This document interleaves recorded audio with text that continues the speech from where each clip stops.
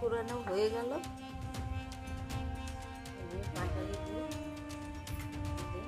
250 মতো পাটালি,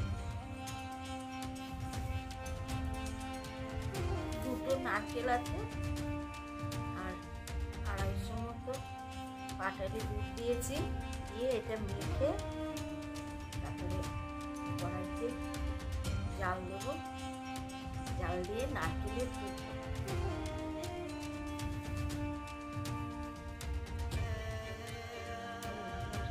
নারকেলটা মাখা হয়ে গেছে। কড়াইতে দিয়ে জাল দেবো। জাল দিয়ে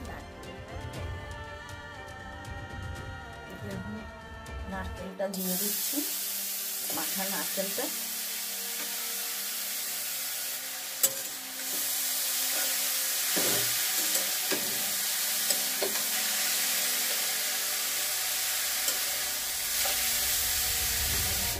আমার নারকেলের পুরটা হয়ে গেছে। আমি এবারে নারকেলের পুরটা নামিয়ে দেব। কড়াইতে জল দিচ্ছি। এখানে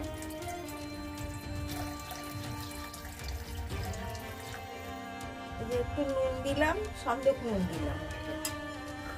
জলটা আস্তে আস্তে চালের গুঁড়িটা দিয়ে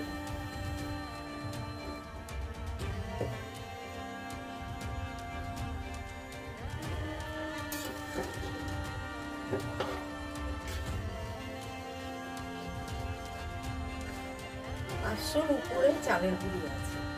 আমি চালের গুঁড়িটা বাড়িতে মিক্সচারে বানিয়েছি।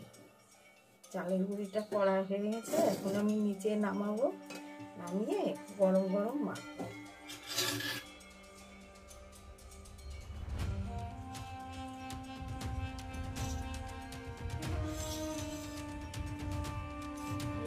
প্রায় হয়ে এসছে মাখানো।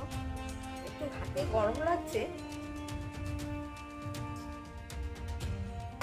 চাল মাখাটা এই যে ঢেকে রাখলাম।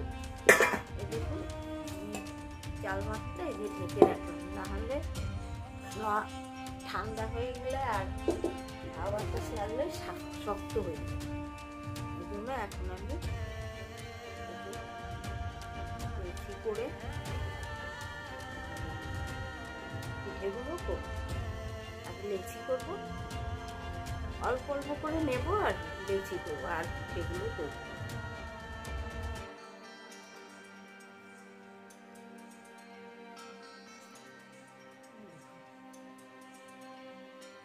আস্তে আস্তে বাটিটা হয়েছে।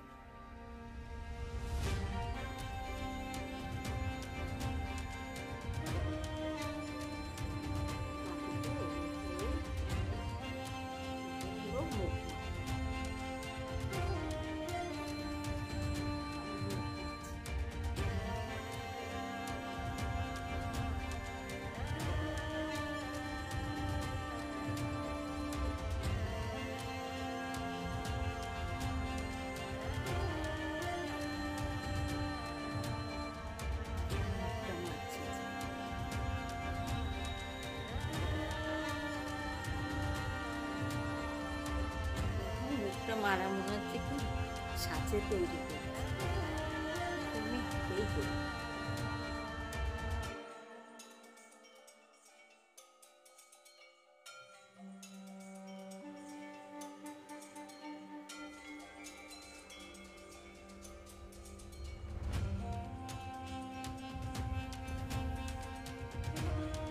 এইটা আমি হাঁড়িতে ন্যাকড়া বেঁধে তারপরে এটা জলে জল দিচ্ছি।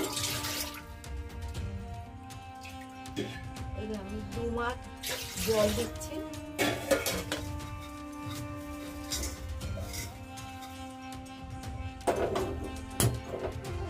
এইভাবে আমার মাকেও দেখেছি সিদ্ধ করতে, আমার শাশুড়ি মাকেও দেখেছি যে এইভাবে ন্যাকড়া বেঁধে আগেকার মানুষরা করত।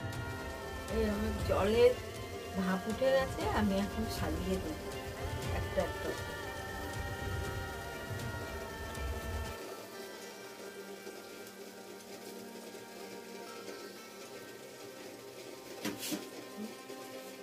দেখুন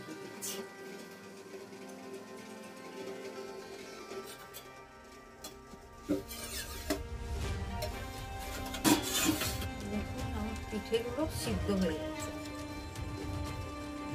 এবারে নামাবো একটা একটা করে।